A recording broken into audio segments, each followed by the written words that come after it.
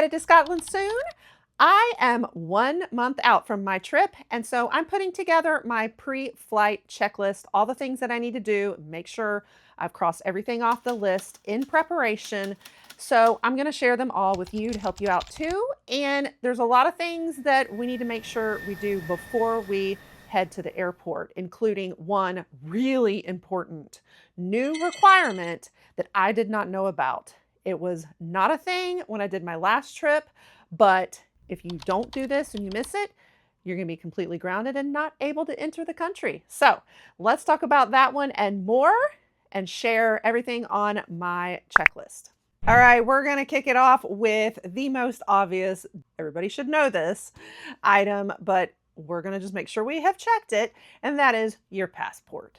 Now, if you have not applied for and received your passport by now, I'm sorry, but you're probably screwed.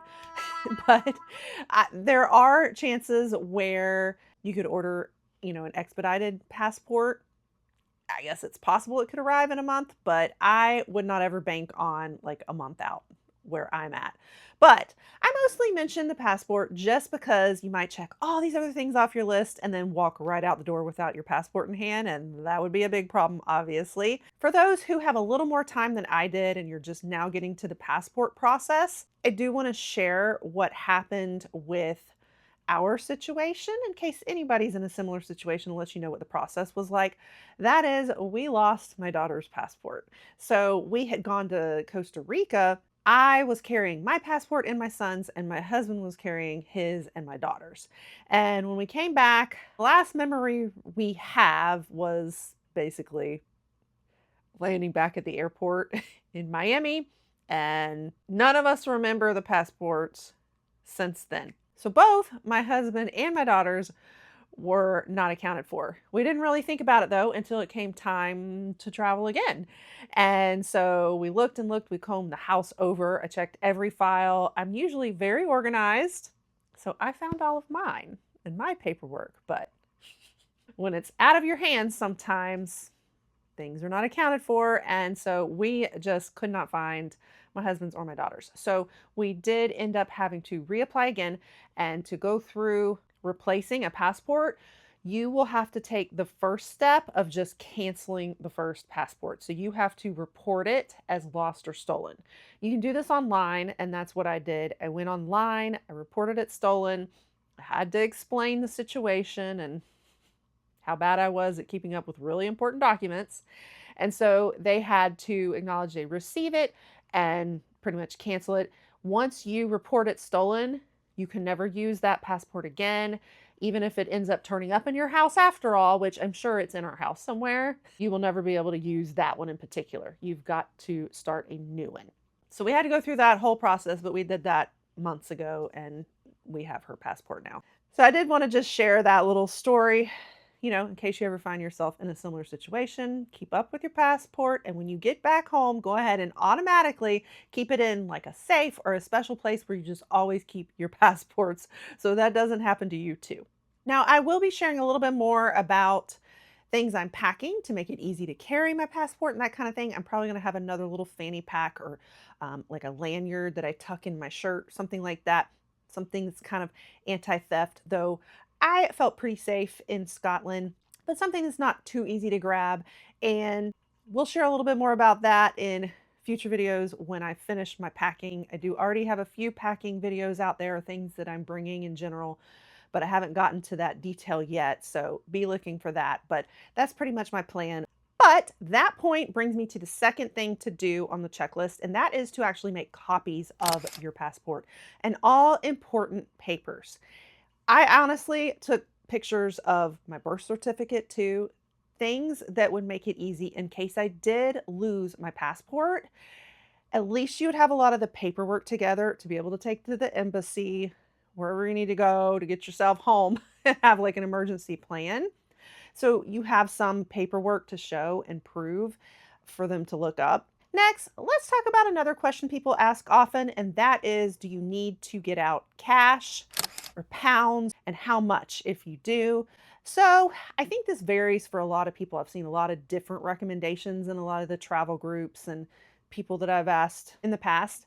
Before on my last trip, what I did was I did go to the bank ahead of time and I did get pounds, converted to pounds from US dollars. And I also had a little bit of US cash also because, we're going to be still in Florida for a day before flying out. And then we're going to be in Florida still for a day after we fly out. So to know that I have cash on hand too.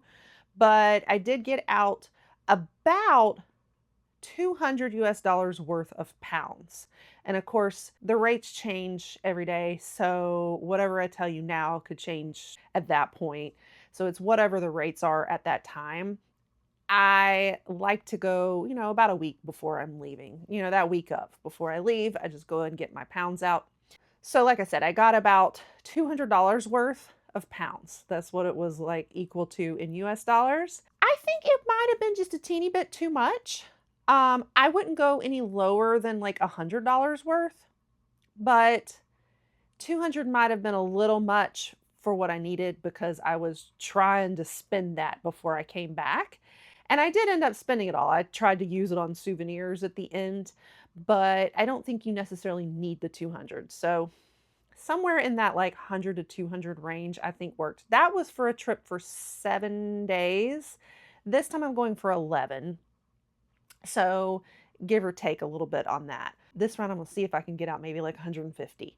For the most part, the reason you don't need a ton of pounds or cash on you is because they take credit cards most everywhere there. It's much easier and you can find ATMs in a lot of places and you can get your pounds out there. I just like to have a little cash as backup, honestly, just in case. And then also, if there are any little smaller shops like mom and pop type stores that most of them take credit cards, but they might appreciate cash more. You run into very few places that only accept cash, but I think that sometimes the smaller businesses might appreciate the cash. And then also for smaller purchases. So when I was at the airport in London, on my layover, I used a credit card to pay for I don't remember how much it was. I don't know. In US dollars, it was like a dollar Coke at the refreshment stand. And the guy just laughed at me and made fun of me for using my credit card for that. But I was like, I don't know. I don't want to use my, my pounds at the London airport. So if you want to make little small purchases, it's probably better to just use pounds. But that leads me to item number, 4? And that is there's one more thing you're going to need as part of this money. You might not get it out immediately from the bank, but when you get there, you're going to want to break the pounds. You're going to want some of that to be in coins. It can be hard to get used to the coin system too and the differences between the UK and America. Where you're going to need your coins is at their public bathrooms. There are going to be some places where you have to pay to pee. Okay, so if you don't have coins on you, you're going to have to hold it. You're going to do the wiggle dance or something. So definitely you're going to want to take some coins. The types of places where you're going to be at where you have to pee is usually going to be more like at your train stations. And then there's going to be some places at like gas stations, or petroleum is probably what they call it there. A lot of the petroleum stops, like out in the Highlands, they'd have a little separate restroom area, or the loo is what they call it there. And to enter there, you had to pay coins also. So it's not like in America where we just stop at a gas station, we go buy a drink, and we can go use their public restrooms, which are all often quite nasty and not very clean, but when you're desperate, you're desperate. But make sure that you have coins to take with you. And while we're talking about the loo, or the petroleum stations, I think that's what they call it there, you might want to go ahead and check on the maps and see where petroleum stations are actually located throughout the Highlands if you are renting a car. So if you're wandering out and you're not relying on public transport as much, it's best to probably check and make sure you know where you can stop, because you're going to be sometimes in very remote areas up in the Highlands. So I would really recommend planning that and checking ahead. And then also, you want to probably do the same if you're taking public transit. I would recommend that you download some of the apps so that you can check the rail lines, the bus lines. I know you can download like the Lothian app and I'm sure I mispronounce Lothian. We have a whole video out there talking about the things that American tourists do. Number one thing on the list was mispronunciations, and I keep doing that, but I think it's Lothian. I know there's an app you can take for the Lothian buses out of Edinburgh. I will put a couple of the names that I've seen out there recommended on the screen, but keep in mind that I didn't really take the trains and buses while I was there as much. We had a rental car. So I can't tell you that from personal experience. I'm mostly just sharing from what I've heard from others. And while you're at it, you might as well go ahead and download any maps for offline in case you can't get online, in case you lose service or whatever. Go ahead and make sure that you have some way to get to a map. If you lose service, we have been in the middle of the mountains here in the US, in North Carolina, and we were flying completely blind because it was just dead service. So I'd really recommend having that backup too, that you've got some way of obtaining a map to know where you're going just in case. And then similarly, I definitely recommend just screenshotting everything, all of your paperwork for like where you're going, any attraction info, rental car info, insurance info, all of the different things. Just have some backup like screenshots so you have all of your information and don't lose it. So all of these things for just in case you're off the internet. Also, make sure that you have booked any attractions ahead of time. A lot of people don't know this and they expect to just kind of show up and just decide, oh, I want to go to that museum. I want to go into that castle. And they don't realize that you need to book way ahead on some of these very popular sites. So a couple of the places I really recommend, make sure you get tickets way ahead of time if you want to go, and that is Edinburgh Castle. That one fills up fast. In fact, we're a month out now. If you're a month out, whew, I hope you can still get tickets. I'll be honest with you. It is very, very popular. And those are going to be planned for a certain time in the day. You're going to get like about a 2 or 3 hour queue, a time to come, be able to tour the castle. Holyrood, which some of you guys have been telling me I was pronouncing it right all along, Holyrood. Holyrood Palace is one that it's not so much that it fills up as much, but it is a working palace. And so if the royals are visiting, somebody important is visiting, it might close and you won't be able to be there that day. So it's recommended that you go ahead and just have tickets a little bit in advance. You don't need them as far in advance as Edinburgh Castle, but I would still recommend doing it a few weeks ahead. Also, even Stirling Castle can fill up. They say online that peak season is, like the summer, like June through August. And so right now, you need to have your tickets way in advance. But going around September when we're going and like October and all that, maybe just a couple weeks in advance. But just make sure that wherever you want to go, whatever attractions you're planning to do, kind of go online and just check and see, should I go ahead and get the tickets for it? Or is this something I can just walk on and it'll still be available? A lot of people are very disappointed. They can't wait to see some of these places and then they can't visit them because they didn't book way ahead. And while we're talking about attractions, I would also double check on the dress code for everything as well. Most places that you can visit as a tourist, you can come as you are, but there might be occasional events or something you want to do where you might want to dress up just a little bit more, especially if you're going to go for high tea somewhere very fancy. If you're going to do tea at the Balmoral. I'm sure I didn't say that right either. There are a few where they talk about Sunday smart dress, something like that. And it's just, a little more dresses, a little more like business casual, maybe is what we Americans call it. Or if you want to visit a church service in a beautiful abbey somewhere, you might want to dress up a little bit more. So if you decide that you're wanting to do those activities, it might be a little harder to do it last minute and dress up if all you have packed is hiking sneakers and yoga wear. So something to think about ahead of time before you go is, do you need a dressier item if it calls for it for one of these events? Also, while you're looking ahead of time for everything too, you might want to go ahead and check for any convenience type places, grocers, what we call drugstores here. They have Boots there in the UK. So checking to see where the nearest like Boots is or something in your area whether you're in the city somewhere or going up into the highlands. It's just good to know in case you need first aid, extra backup, extra snacks.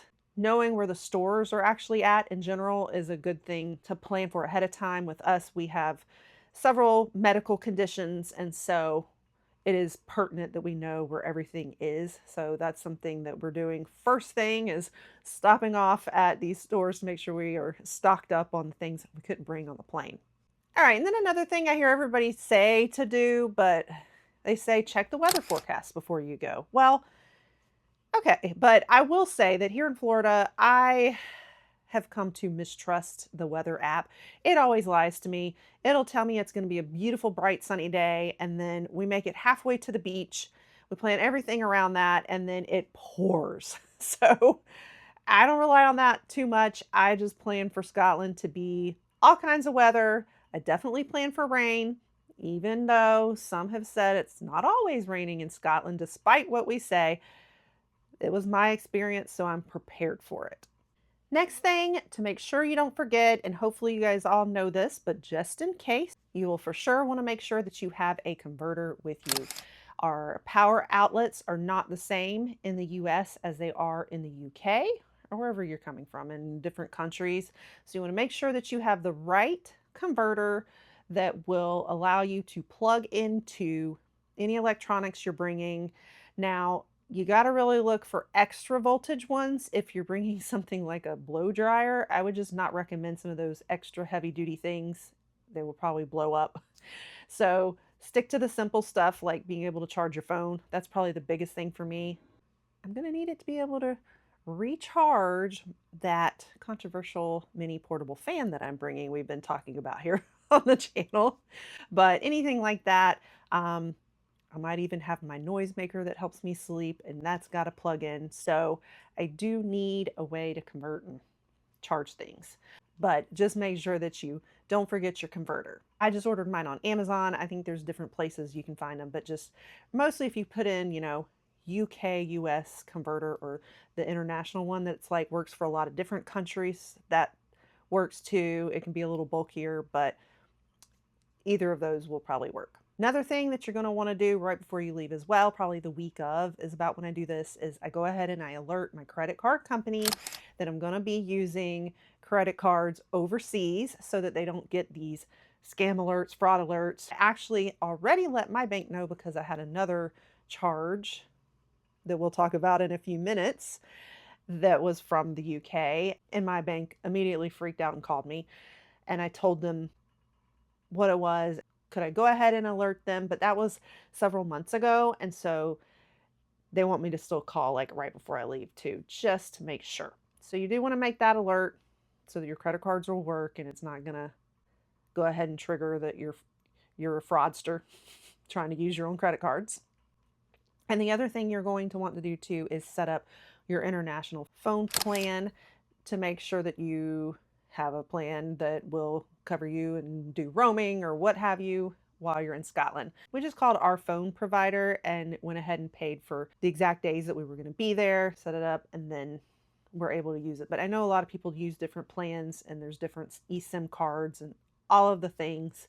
But keep that in mind that you're going to want to set up something for you to be able to use your phone internationally over there. And then, of course, in preparing for the flight itself and the airport situation and all the things there, if you have any kind of accommodations that you need with your flight, you want to go ahead and make sure you have arranged that. For example, for me, I have to have a very special diet. I have a lot of allergies and digestive issues, and nobody wants to be on a plane with me with those. And so I have called and arranged with my flight to have vegan meals. Basically, I can't have dairy at all, and that includes butter. So that's a real problem with how people cook things at home. I always just cook with vegan butter, olive oil, and that kind of stuff. But most places prepare things with real butter and with dairy. Everything has dairy in it. So I had to arrange that specifically. But if you have any kind of needs, you need to arrange that ahead of time with your airline as well. And then also your airport parking. If you need to reserve parking to make sure that you've got that set, especially if you're coming back with like a midnight flight, just to know that it is arranged. You're not trying to deal with this in the middle of the night. Also arrange with your hotel. Like if you're going to get in anywhere really late past the check-in, normal check-in hours, you want to call and alert your hotel because sometimes, I don't agree with this and I hate when they do this, but sometimes they might give up your spot if you don't check in at like a normal hour. So if you know that you're going to be coming in really, really late, go ahead and let your hotel know that too. All right. Then that thing I told you about that is so crucial. This is a relatively new requirement. A lot of you guys already know this and have already done this, but for me, I had no idea because the last time that I went to Scotland, now granted, that was like almost 3 years ago, but the last time I went, this was not a requirement, but it has been as of like the very beginning of this year. I want to think like February was the full mandatory enforcement involving everybody. And that is the UK's new ETA system. It stands for Electronic Travel Authorization. Now, this is not a visa, but it's basically another application and fee you got to go through in addition to your passport to be able to enter the UK. So it's kind of like a pre-screening process for them is what it is. It's just so they can check their database to make sure you're not an offender entering their country. I personally think it's just for them to be able to charge another fee and make more money. So this ETA is going to apply for anybody who is like a non-visa country, somebody who does not need a visa to enter their country. It's their way of pre-screening them. So this one, it's a big deal because you have to have it, but it doesn't take a lot of time. It's not like a passport where you need to apply months and months in advance. It's going to be like maybe a week at the most turnaround. For me, I had my authorization instantly. Right after I had applied for the application, it was immediately in my email. For my daughter, it was the next day. And it was because when you go to upload the information it asks for, it is going to want you to take a picture. And that picture needs to kind of look like your passport picture. It needs to be very blank in the background. None of this other stuff going on here. It needs to be like a plain, like white wall behind you. And, you know, looking really at the camera, not smiling, not giving any gestures. And so it didn't want to take her picture because we had done it with her sitting in a chair. So it was picking up the chair in the background. So if you're going to submit a picture that the system rejects, it's going to take maybe a few days for an actual person to review the picture. Really, you know, you're going to need your passport and your info and then, you know, a picture of yourself.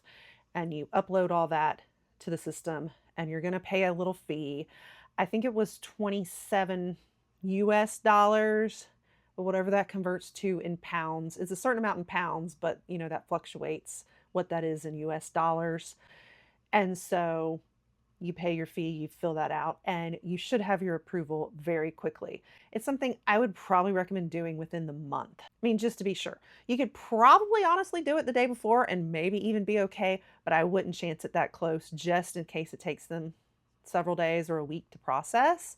But I would plan it for about now if you're a month out. So I wanted to make sure you guys knew about that because I had no idea. I didn't know this was a thing. And most people when they're traveling, they know to kind of check like, do I need a visa? Do I need anything extra? For those of us who have been before, we're kind of going off of what we did before, so we know everything. And then it was a surprise to me when I heard that we had to do that. So I want to make sure you are fully aware you have to fill out this ETA to enter the UK. And then for this ETA, you don't necessarily even have to print it off, but I would really recommend printing it just to have it as a backup, just in case something happens with your phone.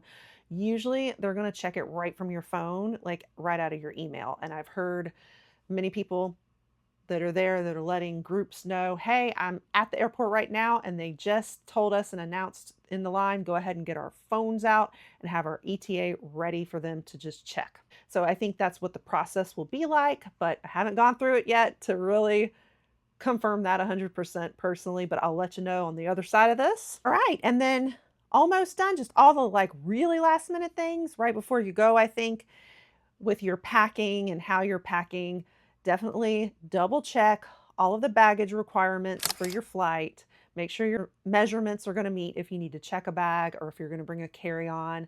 Check if they have measurements on the personal item and weight limits too, like for your checked items. Also, just check on your flight. Make sure nothing has changed on your flight.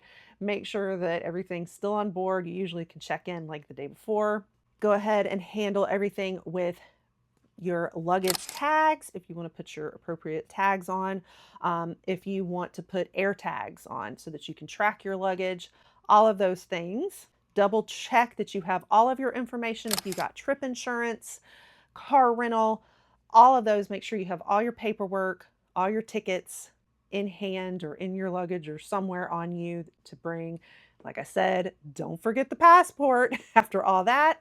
Another kind of last minute thing to always check too is any prescriptions that you need. Like I said, we are going with lots of medical situations, so I got to make sure we have all the medications, that nothing's going to expire or need to be filled while we're on the trip and we can't get to it. Make sure that I have all of the prescriptions filled ahead of time. If you have things like ADHD meds, things that are like controlled substances, make sure to keep the labels and keep it like in the bottle a lot of times, or at least your prescription labels, because that could be a problem if you're running around with a controlled substance without a prescription.